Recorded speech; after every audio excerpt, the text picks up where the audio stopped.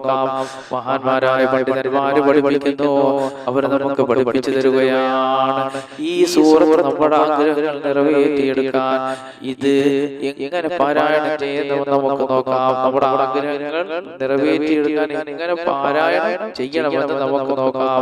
സുബഹി നമസ്കാരം കഴിഞ്ഞ് അതേ ഇരിപ്പിലിരുന്നിട്ട് നിങ്ങളുടെ ആവശ്യം എന്താണോ, സുബഹി നമസ്കാരം കഴിഞ്ഞ് അതേ ഇരിപ്പിലിരുന്നിട്ട് നിങ്ങളുടെ ആവശ്യം എന്താണോ, ആഗ്രഹം എന്താണോ, അത് മനസ്സിൽ കരുതുക. എന്നിട്ട് ആരോടും മിണ്ടാതെ, ഒറ്റയാളോടും മിണ്ടാതെ, സുബഹി നമസ്കാരം കഴിഞ്ഞ് ആരോടും മിണ്ടാതെ, ഇടയിൽ സംസാരിക്കാതെ സൂറത്തുൽ ഫാത്തിഹ നിങ്ങൾ 7 വട്ടം ഓതുക. അപ്പോൾ ഇത്രയും പറഞ്ഞ ഏത് സൂറത്തിനെ കുറിച്ചാണ്?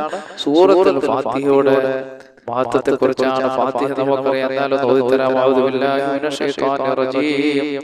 ബിസ്മില്ലാഹിർ റഹ്മാനിർ റഹീം. അൽഹംദുലില്ലാഹി